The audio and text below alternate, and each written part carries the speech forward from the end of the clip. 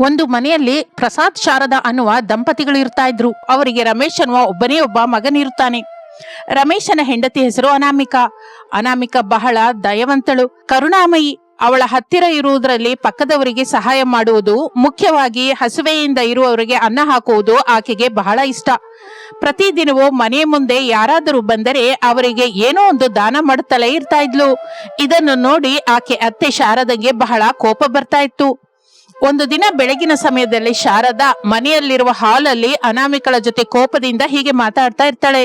ಏನೇ ಅನಾಮಿಕಾ, ಮನೆಯಲ್ಲಿರುವ ಅಕ್ಕಿ ಬೇಳೆ ಎಲ್ಲವನ್ನೂ ಆ ದಾರಿಲಿ ಹೋಗೋರಿಗೆ ದಾನ ಮಾಡ್ತಾ ಇದ್ರೆ ಇನ್ನು ನಾವೇನ್ ತಿನ್ಬೇಕು? ಮೊದಲೇ ನಮ್ಮದು ಬಡ ಮನೆ. ನಿನಗೆ ಯಾವಾಗ್ಲೂ ಈ ದಾನ ಧರ್ಮದ ಹುಚ್ಚೆನಾ? ನಮ್ಮ ಮನೆ ಪರಿಸ್ಥಿತಿನ ನೋಡ್ಕೊಂಡು ದಾನ ಮಾಡ್ಬೇಕು ಹೊರತು ಹಾಗೆ ಇರೋದೆಲ್ಲ ಗುಡಿಸಿ ಹಾಕಿದ್ರೆ ಹೇಗೆ? ಅತ್ತೆ, ದಯವಿಟ್ಟು ಹಾಗೆ ಅನ್ಬೇಡಿ. ಅವರು ಪಾಪ ಯಾವಾಗಿನಿಂದಲೂ ಹಸುವೆಂದಿದ್ದಾರೆ. ಹೊಟ್ಟೆ ಸುಟ್ಕೊಂಡು ನಮ್ಮ ಮನೆ ಮುಂದೆ ಬಂದ್ರೆ ಇಲ್ಲ ಅಂತ ಅನ್ನೋದಕ್ಕೆ ನನ್ನ ಮನಸ್ಸು ಒಪ್ಕೊಳ್ಳಲ್ಲ ಅತ್ತೆ. ದಾನ ಮಾಡೋದ್ರಿಂದ ನಮಗೆ ಪುಣ್ಯ ಬರುತ್ತೆ ಅಲ್ವಾ? ದೇವರು ನಮಗೆ ಯಾವುದೊಂದು ರೂಪದಲ್ಲಿ ಸಹಾಯ ಮಾಡ್ತಾನೆ. ಆಗಲೇ ರಮೇಶ್ ಪ್ರಸಾದ್ ಅವರ ಮಾತನ್ನು ಕೇಳಿ ಹಾಲ್ಗೆ ಬರುತ್ತಾ, ಏನಮ್ಮ ಅನಾಮಿಕಾ, ನಿಮ್ಮತ್ತೆ ಹೇಳ್ತಾ ಇರೋದು ನಿಜಾನೇ ಅಲ್ವಾ? ದೇವರು ಸಹಾಯ ಮಾಡ್ತಾನೆ ಸರಿ, ಆದರೆ ಮೊದಲು ನಾವು ಬದುಕಬೇಕಲ್ಲ. ನಾನೇನು ದಿನ ಕಷ್ಟಪಡದ ಹೊರತು 4 ಕಾಳು ಅಕ್ಕಿ ಬರಲ್ಲ.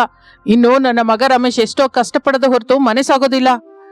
ಇಂತಹ ಪರಿಸ್ಥಿತಿಯಲ್ಲಿ ನೀನು ದಿನವೂ ದಾನ ಮಾಡ್ತಾ ಇದ್ರೆ ನಾಳೆ ಬೆಳಿಗ್ಗೆ ನಮಗೆ ತಿನ್ನೋದಕ್ಕೆ ಅನ್ನ ಕೂಡ ಇರಲ್ಲಮ್ಮ. ಅಪ್ಪ, ಅವಳನ್ನೇನು ಅನ್ಬೇಡಿ, ಅವಳ ಮನಸ್ಸು ಬಹಳ ಒಳ್ಳೇದಪ್ಪ. ಯಾರಾದ್ರೂ ಹಸುವೆ ಎಂದಿದ್ರೆ ಅವಳು ನಿಜಕ್ಕೂ ತಡೀಲಾರಳು. ನಮಗೆ ಇದ್ದದ್ರಲ್ಲಿಯೇ ಸ್ವಲ್ಪ ಅವರಿಗೆ ಕೊಡ್ತಾಳಲ್ವಾ, ಅದರಿಂದ ನಮಗೆ ಯಾವ ನಷ್ಟವೂ ಬರಲ್ಲಪ್ಪ. ದೇವರೇ ಎಲ್ಲ ನೋಡ್ಕೋತಾನೆ. ನಿನ್ನ ಹೆಂಡತಿಗೆ ಅಡಿಗೆ ಮಾಡೋದು ಮಾತ್ರ ಬರುತ್ತೆ ರಮೇಶು. ನಾಳೆ ನಮ್ಮ ಮನೆಯಲ್ಲಿ ಅಕ್ಕಿ ಡಬ್ಬ ಖಾಲಿ ಆದ್ರೆ ಆ ದೇವ್ರು ಬಂದು ಅಕ್ಕಿ ತುಂಬ್ತಾನ ಏನೋ ಈ ಹುಚ್ಚು ನನಗಂತೂ ನಿಜಕ್ಕೂ ಹಿಡಿಸ್ತಾ ಇಲ್ಲ. ಇನ್ನು ಯಾವತ್ತೂ ಇಂಥದ್ದನ್ನ ಮಾಡೋದಕ್ಕಾಗಲ್ಲ ಅಂತ ಹೇಳ್ತಾ ಇದ್ದೀನಿ. ಹಾಗೆ ಅತ್ತೆ ಮಾವಂದಿರು ದಿನವೂ ಅನಾಮಿಕಳನ್ನು ಬೈತಾನೆ ಇರ್ತಾ ಇದ್ರು. ಆದರೂ ಅನಾಮಿಕಾ ಮಾತ್ರ ತನ್ನ ಅಭ್ಯಾಸವನ್ನು ಬದಲಾಯಿಸಿಕೊಳ್ಳಲಿಲ್ಲ. ಯಾರಾದರೂ ಹಸುವೆಯಿಂದ ಕಾಣಿಸಿದರೆ ತನ್ನ ಕೈಲಾದಷ್ಟು ಏನೋ ಒಂದು ಕೊಡ್ತಾನೆ ಇರ್ತಾ ಇದ್ಲು. ಹಾಗೆ ನೋಡುತ್ತಾ ಇರುವಾಗಲೇ ಬೇಸಿಗೆ ಕಾಲ ಬರುತ್ತದೆ. ಬಿಸಿಲು ಉರಿತಾ ಇರುತ್ತದೆ. ಸೂರ್ಯ ಧಗಧಗ ಉರಿತಾ ಇರ್ತಾನೆ. ರೋಡ್ ಮೇಲೆ ನಡೆಯಬೇಕು ಎಂದರೆ ಜನ ಭಯಪಡ್ತಾ ಇರ್ತಾರೆ. ಅಂತಹ ಸಮಯದಲ್ಲಿ ಕೂಡ ಅನಾಮಿಕಾ ತನ್ನ ಸೇವೆಯನ್ನು ನಿಲ್ಲಿಸಲಿಲ್ಲ. ತನ್ನ ಮನೆಯಲ್ಲಿ ಮಜ್ಜಿಗೆ ಮಾಡಿ ರೋಡ್ ಮೇಲೆ ಹೋಗ್ತಾ ಇರುವ ದಾರಿ ಹೋಕರಿಗೆ ಕೊಡ್ತಾ ಇದ್ಲು. ಹಬ್ಬ, ಬಿಸಿಲು ಎಷ್ಟು ದಾರುಣವಾಗಿದೆಯೋ ಪಾಪ. ರೋಡ್ ಮೇಲೆ ಹೋಗುವವರು ದಾಹದಿಂದ ಎಷ್ಟು ಒದ್ದಾಡ್ತಾ ಇದ್ದಾರೋ ಏನೋ. ತಣ್ಣನೆ ಮಜ್ಜಿಗೆ ಕೊಟ್ರೆ ಅವರ ಪ್ರಾಣಕ್ಕೆ ಸ್ವಲ್ಪ ಹಾಯಾಗಿರುತ್ತೆ ಅಂದುಕೊಂಡು ರೋಡ್ ಮೇಲೆ ಹೋಗುವವರಿಗೆ ಮಜ್ಜಿಗೆ ಕೊಡ್ತಾ ಇರ್ತಾಳೆ. ತಗೊಳ್ಳಿ ಚಿಕ್ಕಪ್ಪ, ತಣ್ಣನೆ ಮಜ್ಜಿಗೆ ಕುಡೀರಿ, ಈ ಬಿಸಿಲಿಗೆ ಸ್ವಲ್ಪ ಉಪಶಮನವಾಗಿರುತ್ತೆ. ತಣ್ಣಗಿರು ತಾಯಿ, ಪ್ರಾಣ ನಿಲ್ಲಿಸ್ದೆ. ಗಂಟಲು ಒಣಗಿ ಹೋಗಿ ತಲೆ ತಿರುಗ್ತಾ ಇದೆ. ನಿನ್ನ ಪುಣ್ಯವೋ ಏನೋ ಹಾಗೆ ನನ್ನ ದಾಹ ತೀರಿತಮ್ಮ. ನೋಡಿದ್ರೇನ್ರಿ ಇವಳ ದಾನದ ಹೊಚ್ಚು? ಬಿಸಿಲು ಕಾಲದಲ್ಲೂ ಕೂಡ ಬಿಡ್ಲಿಲ್ಲ. ಮನೆಯಲ್ಲಿ ಕುಡಿಯೋದಕ್ಕೆ ಸರಿಯಾದ ನೀರಿಲ್ಲ, ಹಾಲು ಕೊಂಡ್ಕೊಳ್ಳುವ ಸಾಮರ್ಥ್ಯ ಇಲ್ಲ. ಇರೋ ಸ್ವಲ್ಪ ಹಾಲಿನಿಂದ ಮಜ್ಜಿಗೆ ಮಾಡಿ ಊರೆಲ್ಲರಿಗೂ ಉಚಿತವಾಗಿ ಹಂಚ್ತಾ ಇದ್ದಾಳೆ. ಏನೇ ಅನಾಮಿಕಾ, ನಿನ್ನ ನಾನು ಏನ್ ಅನ್ಬೇಕೆ? ಹಾಗಲೆಲ್ಲ ಬಿಸಿಲಿನಲ್ಲಿ ನಿಂತ್ಕೊಂಡು ಎಲ್ಲರಿಗೂ ಮಜ್ಜಿಗೆ ಹಂಚ್ತಾ ಇದೀಯಾ? ನಿನಗೆ ಬೇರೆ ಕೆಲಸ ಇಲ್ವಾ? ಹೌದಮ್ಮ ಅನಾಮಿಕಾ, ನನ್ ಮಗ ರಮೇಶು ಏನೋ ಬಿಸಿಲಲ್ಲಿ ಬಹಳ ಕಷ್ಟಪಟ್ಟು ಕೆಲಸ ಮಾಡ್ತಾ ಇದ್ದಾನೆ. ನೀನೇನೋ ಅವನು ಕಷ್ಟಪಟ್ಟು ತಂದ ದುಡ್ಡಿನಿಂದ ಹೀಗೆ ಮಜ್ಜಿಗೆ ಮಾಡಿ ಊರೆಲ್ಲರಿಗೂ ಸುರಿತಾ ಇದ್ಯಾ. ನಿನಗೆ ಎಷ್ಟು ಹೇಳಿದ್ರು ಅರ್ಥವಾಗ್ತಾ ಇಲ್ವಾ? ನಿಜಕ್ಕೂ ಇದು ಬೇಸಿಗೆ. ನಮ್ಮ ಮನೆಯಲ್ಲಿ ಒಂದು ಕೂಲರ್ ಇಲ್ಲ, ಫ್ರಿಡ್ಜ್ ಇಲ್ಲ, ಕನಿಷ್ಠ ಫ್ಯಾನ್ ಆದ್ರೂ ಸರಿಯಾಗಿದ್ಯಾ? ಆ ದುಡ್ಡನ್ನೇನೋ ಎತ್ತಿಟ್ಕೊಂಡ್ರೆ ನಮ್ಮ ಅಗತ್ಯಕ್ಕೆ ಕೆಲ್ಸಕ್ಕೆ ಬರುತ್ತಲ್ಲ. ಮಾವಯ್ಯ, ದುಡ್ಡು ಈ ದಿನ ಇರುತ್ತೆ, ನಾಳೆ ಹೋಗುತ್ತೆ. ಆದರೆ ಹಸುವೆಯಿಂದ ದಾಹದಿಂದ ಇರುವವರಿಗೆ ಸಹಾಯ ಮಾಡಿದ್ರೆ ಬರುವ ಪುಣ್ಯ ಯಾವತ್ತಿಗೂ ಇದ್ದೇ ಇರುತ್ತೆ. ಬಿಸಿಲಲ್ಲಿ ನಡೆಯುವವರ ಮುಖದಲ್ಲಿ ದಾಹ ತೀರಿದ ನಂತರ ಕಾಣಿಸುವ ಆನಂದದ ಮುಂದೆ 100 ಕೂಲರ್ ಇಟ್ರೂ ಸರಿ ಹೋಗಲ್ಲ ಮಾವಯ್ಯ. ದಯವಿಟ್ಟು ನನ್ನ ನಿಲ್ಲಿಸ್ಬೇಡಿ. ಅಮ್ಮ, ಅಪ್ಪ ಹೇಳಿದ್ನಲ್ಲ ಅವಳನ್ನ ಬಿಟ್ಬಿಡಿ ಅಂತ. ಅವಳಿಗೆ ಅದೇ ಸಂತೋಷ. ನಾನು ಕಷ್ಟಪಡೋದು ನನ್ನ ಹೆಂಡತಿಯ ಸಂತೋಷಕ್ಕಾಗಿನೇ ಅಲ್ವಾ? ಅವಳಿಗೆ ಇಷ್ಟ ಬಂದ ಹಾಗೆ ಅವಳನ್ನ ಮಾಡೋದಕ್ಕೆ ಬಿಡಿ. ನೀನ್ ಇಷ್ಟ ಕಣೋ. ನಾಳೆ ಬೆಳಿಗ್ಗೆ ಕೈಯಲ್ಲಿ ಚಿಲ್ಲರೆ ಕಾಸು ಇಲ್ದೆ ಬಿಸಿಲಿಗೆ ಒದ್ದಾಡ್ತಾ ಇರುವಾಗ ನಿಮ್ಮಿಬ್ಬರಿಗೆ ಆಗ ತಿಳಿಯುತ್ತೆ ಕಷ್ಟ ಅಂದ್ರೆ ಏನು ಅಂತ. ಹಾಗೆ ಬೇಸಿಗೆ ಕಾಲ ಮತ್ತಷ್ಟು ತೀವ್ರವಾಗುತ್ತದೆ. ಬಿಸಿ ಗಾಳಿ ಬೇಗವಾಗಿ ಬೀಸ್ತಾ ಇರುತ್ತದೆ. ಮನೆಯಲ್ಲಿ ಇರಲಾರದೆ, ಹೊರಗಡೆ ತಿರುಗಲಾರದೆ ಜನ ನಾನಾ ಅವಸ್ಥೆ ಪಡ್ತಾ ಇರ್ತಾರೆ. ಒಂದು ದಿನ ಮಧ್ಯಾಹ್ನ 1 ಗಂಟೆಯಲ್ಲಿ ಒಬ್ಬ ಮುದುಕಿ ಅನಾಮಿಕಳ ಮನೆಯ ಬಾಗಿಲ ಹತ್ರಕ್ಕೆ ಬರ್ತಾಳೆ. ಆ ಮುದುಕಿ ಬಹಳ ನೀರಸವಾಗಿ ನಡೆಯಲಾರದೆ ಹೆಜ್ಜೆ ಮೇಲೆ ಹೆಜ್ಜೆ ಇಟ್ಕೊಂಡು ಬಂದು, ಅಮ್ಮ, ಬಾಯಾರಿಕೆ ಆಗ್ತಿದೆ ತಾಯಿ, ಪ್ರಾಣ ಹೋಗೋ ಹಾಗಿದೆ. ಹೊಟ್ಟೆಯಲ್ಲಿ ಕರಳು ಸುಟ್ಟು ಹೋಗ್ತಾ ಇದೆ. ಸ್ವಲ್ಪ ನೀರು ಸುರಿಯಮ್ಮ, ಪುಣ್ಯ ಬರುತ್ತೆ. ಯಾರಾದ್ರೂ ಇದ್ದೀರಾ ಅಮ್ಮ ಒಳಗಡೆ? ಅಮ್ಮ, ಸ್ವಲ್ಪ ಅನ್ನ ಇದ್ರೆ ಹಾಕಮ್ಮ. ಏನಮ್ಮ ನಿನ್ನ ಗಲಾಟೆ? ನಮ್ಮೂರಿಗೆ ಎಲ್ಲಿಂದ ಬಂದಿದ್ಯಾ? ನಮ್ದೇ ಹೊತ್ತು ಕಳೆಯಲಾಗದ ಮನೆ. ನಾವೇ ಹಸುವೆಯಿಂದ ಮಲಗ್ತಾ ಇದ್ದೀವಿ. ಇನ್ನು ನಿನಗೆ ಕೊಡೋದಕ್ಕೆ ಏನು ಇಲ್ಲ ಹೊರತು ಮೊದ್ಲು ಇಲ್ಲಿಂದ ಹೋಗು. ಜಗ್ಲಿ ಮೇಲೆ ಕೂತ್ಕೊಂಡ್ರೆ ನಿನಗೆ ಯಾರಾದ್ರೂ ಅನ್ನ ಹಾಕ್ತಾರಾ? ಹೋಗು ಹೋಗು. ಹಾಗೆ ಅನ್ಬೇಡಿ ಅಮ್ಮ, ಬೆಳಿಗ್ಗೆಯಿಂದ ಬಿಸಿಲಲ್ಲಿ ನಡೆದು ಸೌದು ಹೋಗ್ತಾ ಇದ್ದೀನಿ. ಒಂದು ಹೊತ್ತು ಅನ್ನ ಹಾಕಿದ್ರೆ ನಿನಗೆ ಪುಣ್ಯ ಬರುತ್ತೆ. ಗಂಟಲು ತಣಿಯೋದಕ್ಕೆ ಸ್ವಲ್ಪ ನೀರು ಕೊಡು ತಾಯಿ. ನಿನಗೆ ಕನ್ನಡ ಅರ್ಥ ಆಗೋದಿಲ್ವಾ? ನಾನು ಬೇರೆ ಹೇಳ್ತಾ ಇದ್ದೀನಾ? ಹೋಗಿ ಇಲ್ಲಿಂದ. ಇಲ್ದೇ ಇದ್ರೆ ತಳ್ಳು ಬಿಡ್ತೀನಿ.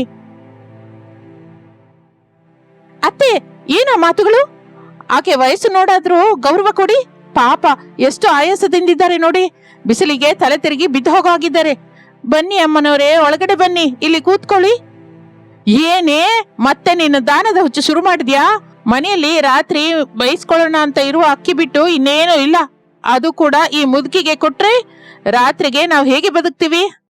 ಅತ್ತೆ, ನಮ್ಮ ಮನೆಯಲ್ಲಿ ಇರೋದೇ ನಾನು ಅವ್ರಿಗೆ ಕೊಡ್ತೀನಿ. ರಾತ್ರಿಗೆ ಬೇಕು ಅಂದ್ರೆ ನಾನು ಹಸುವೆಯಿಂದ ಇರ್ತೀನಿ ಹೊರತು ಬಂದವರನ್ನು ಮಾತ್ರ ಹಸುವೆಯಿಂದ ಕಳ್ಸೋದಿಲ್ಲ. ಇದು ನನ್ನ ಮನೆ ಕೂಡ. ನನಗೆ ಇಷ್ಟವರನ್ನು ಆಧರಿಸುವ ಹಕ್ಕು ನನಗೂ ಕೂಡ ಇದೆ. ಅಜ್ಜಿ, ನೀವು ಸ್ವಲ್ಪ ಹೊತ್ತು ಇಲ್ಲೇ ವಿಶ್ರಾಂತಿ ತಗೊಳ್ಳಿ. ನಾನು ನಿಮಗೆ ಸ್ನಾನಕ್ಕೆ ನೀರು ಕೊಡ್ತೀನಿ. ನಂತರ ಬಿಸಿ ಬಿಸಿಯಾಗಿ ಅನ್ನ ಬಡಿಸ್ತೀನಿ. ಹಾಗೆ ಅತ್ತೆ ಎಷ್ಟು ಬೈತಾ ಇದ್ರು ಅನಾಮಿಕೋ ಹಚ್ಚಿಕೊಳ್ಳಲಿಲ್ಲ. ಮುದುಕಿಗೆ ಸ್ನಾನಕ್ಕೆ ನೀರು ಕೊಡುತ್ತಾಳೆ. ಮನೆಯಲ್ಲಿರುವ ಸ್ವಲ್ಪವೇ ಅಕ್ಕಿ ಬೇಳೆ ಜೊತೆ ಕ್ಷಣದಲ್ಲಿ ಅದ್ಭುತವಾದ ಅಡಿಗೆ ತಯಾರು ಮಾಡುತ್ತಾಳೆ. ಬೇಳೆ, 2 ತರದ ಅಡಿಗೆಗಳು, ಬಿಸಿ ಬಿಸಿ ಅನ್ನ, ತಣ್ಣನೆಯ ಮಜ್ಜಿಗೆ ಎಲ್ಲವನ್ನು ಸಿದ್ಧ ಮಾಡಿ ಮುದುಕಿಗೆ ಹೊಟ್ಟೆ ತುಂಬಾ ಬಡಿಸುತ್ತಾಳೆ. ಆ ಮುದುಕಿ ಹಸುವೆಯಿಂದ ಇದ್ದಿದ್ದರಿಂದ ಬಹಳ ತೃಪ್ತಿಯಾಗಿ ತಿನ್ನುತ್ತಾಳೆ. ಅಮ್ಮ ಅನಾಮಿಕಾ, ಅನ್ನದಾತ ಸುಖಿ ಭವ ತಾಯಿ. ಈ ಸುಡು ಬಿಸಿಲಿನಲ್ಲಿ ನನ್ನ ಪ್ರಾಣನ ನಿಲ್ಲಿಸ್ದೆ. ನಿನ್ನ ಕೈಯ ಅಡುಗೆ ಅಮೃತದ ಹಾಗಿದೆ ಅಮ್ಮ. ನನ್ನ ಹೊಟ್ಟೆ ತುಂಬಿತು, ಮನಸ್ಸೂ ತುಂಬಿದೆ.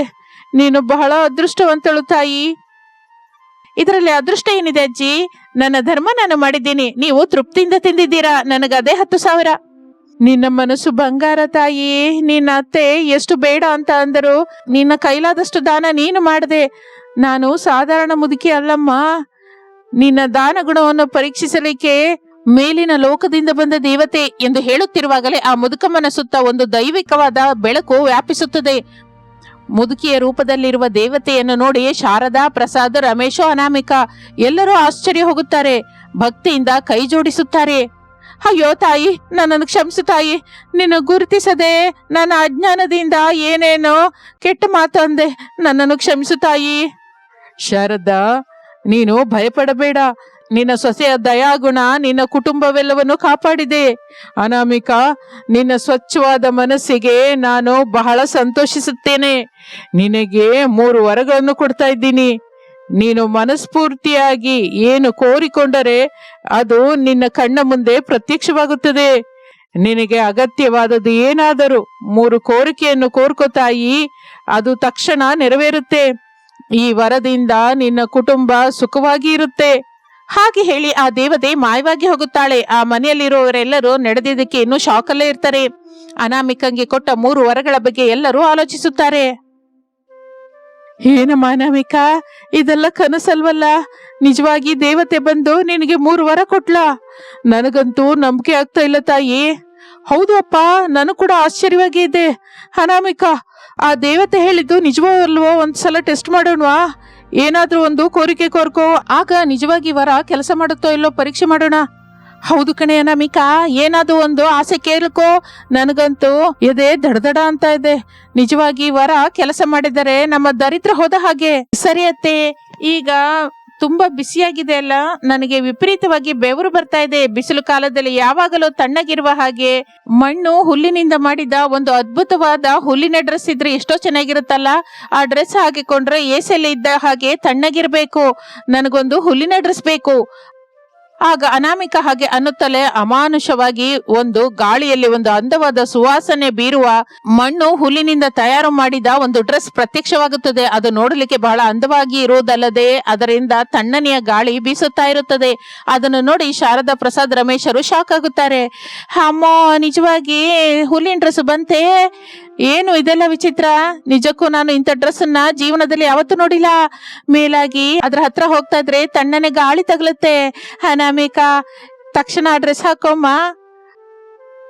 ಹಬ್ಬ ಅತ್ತೆ, ಎಷ್ಟು ತಣ್ಣಗಿದೆಯೋ ಗೊತ್ತಾ. ಹೊರಗಡೆ ಬಿಸಿಲೆಲ್ಲ ಉರಿತಾ ಇದ್ರು, ಈ ಡ್ರೆಸ್ ಒಳಗಡೆ ಮಾತ್ರ ಐಸ್ ಗಡ್ಡೆ ಹಾಗೆ ತಣ್ಣಗಿದೆ. ಕರೆಂಟ್ ಇಲ್ಲದೆ ಇದ್ರು ನನಗೆ ಎಸಿಲೇ ಇರುವ ಹಾಗೆ ಫೀಲಿಂಗ್ ಆಗ್ತಾ ಇದೆ. ದೇವತೆ ಕೊಟ್ಟವರ ನಿಜವಾಗಿಯೂ ಕೆಲಸ ಮಾಡಿದೆ ಎಂದು ಅನಾಮಿಕಾ ಡ್ರೆಸ್ ಹಾಕಿಕೊಂಡು ಹೇಳುತ್ತಾಳೆ. ವಾವ್ ಅನಾಮಿಕಾ, ನೀನು ಒಳ್ಳೆ ಕೋರಿಕೆ ಕೋರ್ಕೊಂಡಿದ್ಯಾ. ಈ ಬಿಸಿಲು ಕಾಲವೆಲ್ಲ ನೀನು ಈ ಹುಲ್ಲಿನ ಡ್ರೆಸ್ ಹಾಕೊಂಡು ಹಾಯಾಗಿ ತಣ್ಣಗೆ ಇರಬಹುದು, ನಿನ್ಗೇನು ಬೆವರು ಬರೋದಿಲ್ಲ. ಅಮ್ಮ ಅನಾಮಿಕಾ, ಇನ್ನು ನಿನ್ನ ಹತ್ರ 2 ವರ ಇದೆ ಅಮ್ಮ. ಸ್ವಲ್ಪ ಆಲೋಚಿಸಿ. ನಮ್ಮ ಮನೆಗೆ ಕೆಲಸಕ್ಕೆ ಬರುವವರೆಗೂ ಬಿಸಿಲು ಕಾಲ ಅಲ್ವಾ, ಮನೆಯಲ್ಲಿ ಧಗೆ ಸಹಿಸಲಾರದೆ ಹೋಗ್ತಾ ಇದ್ದೀವಿ. ಹಗಲು ರಾತ್ರಿ ನಿದ್ದೆ ಬರ್ತಾ ಇಲ್ಲ. ಏನಾದ್ರೂ ಒಳ್ಳೆ ಕೂಲರ್ನ ಕೋರ್ಕೊಮ್ಮ. ಕರೆಂಟ್ ಬಿಲ್ಲು ಕೂಡ ಬಾರದೇ ಇರುವ ಹಾಗೆ ಕೂಲರ್ ಇದ್ರೆ ಇನ್ನೂ ಒಳ್ಳೇದಲ್ಲ. ಹೌದು ಮಾವಯ್ಯ, ನೀವು ಹೇಳಿದ್ದು ನಿಜನೇ. ಕರೆಂಟ್ ಇಂದ ಕೆಲಸವಿಲ್ಲದೆ ಯಾವಾಗಲೂ ತಣ್ಣನೆಯ ಗಾಳಿ ಕೊಡುವ ಹಚ್ಚನೆಯ ಹುಲ್ಲಿನಿಂದ ಮಾಡಿದ ಒಂದು ಹುಲ್ಲಿನ ಕೂಲರ್ ನಮ್ಮ ಮನೆಗೆ ಬರಬೇಕು. ಈ ಧಗೆಯಿಂದ ನಮ್ಮನ್ನ ಕಾಪಾಡಬೇಕು. ಹಾಗೆ ಅನಾಮಿಕಾ ಆಸೆ ಪಡುತ್ತಲೇ ಅದ್ಭುತವಾಗಿ ಒಂದು ದೊಡ್ಡ ಹುಲ್ಲಿನ ಕೂಲರ್ ಅವರ ಹಾಲಲ್ಲಿ ಪ್ರತ್ಯಕ್ಷವಾಗುತ್ತದೆ. ಅದರಲ್ಲಿ ಮೋಟಾರ್ ಇಲ್ಲ, ಕರೆಂಟ್ ವೈರು ಇಲ್ಲ. ಆದರೆ ಅದರಿಂದ ಬರುವ ಗಾಳಿಗೆ ಮನೆಯೆಲ್ಲ ಎಸಿ ಆನ್ ಮಾಡಿದ ಹಾಗೆ ತಣ್ಣಗಾಗಿ ಹೋಗುತ್ತದೆ. ಆ ಹುಲ್ಲಿನ ಕೂಲರ್ ಇಂದ ಬರುವ ಮಣ್ಣಿನ ವಾಸನೆಗೆ ಆ ಕುಟುಂಬವೆಲ್ಲ ಸಂತೋಷ ಪಡುತ್ತದೆ. ಹಬ್ಬ, ನನ್ನ ಜನ್ಮ ಧನ್ಯವಾಗಿ ಹೋಯ್ತೆ. ಈ ಹುಲ್ಲಿನ ಕೂಲರ್ ಮುಂದೆ ಊರಲ್ಲಿರುವ ಲಕ್ಷ ರೂಪಾಯಿ ಎಸಿ ಕೂಡ ಕೆಲಸಕ್ಕೆ ಬರಲ್ಲ. ಇದರಿಂದ ಎಷ್ಟು ತಣ್ಣನೆ ಗಾಳಿ ಬರ್ತಾ ಇದೆಯೋ. ಪ್ರಸಾದ್, ನೋಡಿದ್ರಾ ನಮ್ಮ ಸೊಸೆಯ ಮಹಾತ್ಮೆ? ಬಿಸಿಲು ಕಾಲದಲ್ಲಿ ನಮ್ಮ ಮನೆ ಶೀಮ್ಲ ಹಾಗೆ ಬದಲಾಗಿ ಹೋಯ್ತು. ಅಮ್ಮ, ಈ ಹುಲ್ಲಿನ ಕೂಲರ್ ಇಂದ ನಮ್ಗೆ ಯಾವತ್ತಿಗೂ ಕರೆಂಟ್ ಬಿಲ್ ಬರೋದಿಲ್ಲ.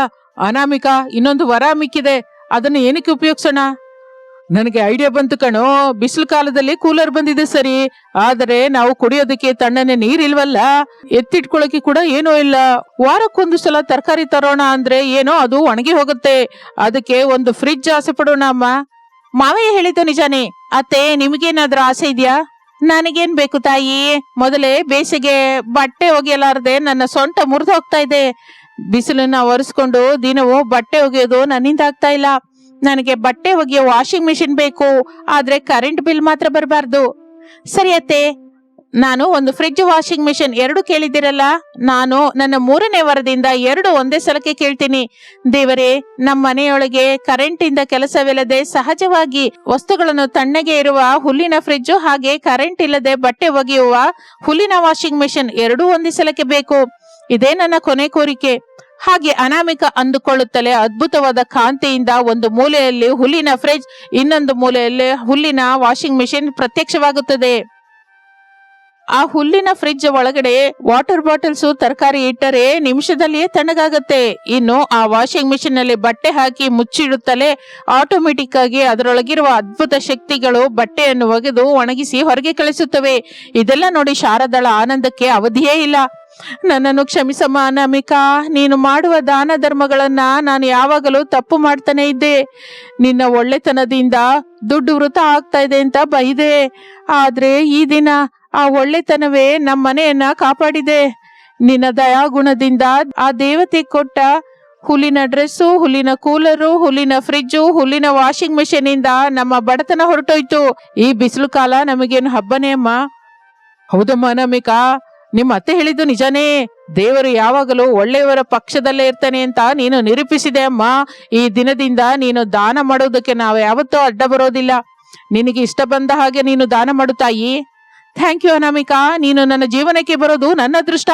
ನಿನ್ನಂತಹ ಒಳ್ಳೆ ಮನಸ್ಸಿರುವ ಹೆಂಡತಿ ಸಿಕ್ಕಿದ್ದಕ್ಕೆ ನನಗೆ ಬಹಳ ಗರ್ವವಾಗಿದೆ ಗೊತ್ತಾ.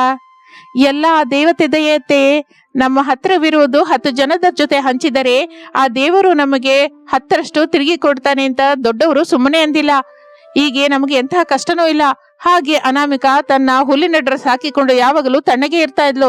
ಮನೆಯಲ್ಲಿ ಹುಲ್ಲಿನ ಕೂಲರ್, ಹುಲ್ಲಿನ ಫ್ರಿಡ್ಜು, ಹುಲ್ಲಿನ ವಾಷಿಂಗ್ ಮಿಷಿನ್ ಇಂದ ಶಾರದಳ ಕುಟುಂಬ ಎಂತಹ ಕರೆಂಟ್ ಬಿಲ್ಲಿನ ದುಃಖವಿಲ್ಲದೆ ಆ ಬಿಸಿಲು ಕಾಲವನ್ನು ಬಹಳ ಸಂತೋಷದಿಂದ ಕಳೆಯುತ್ತಾರೆ.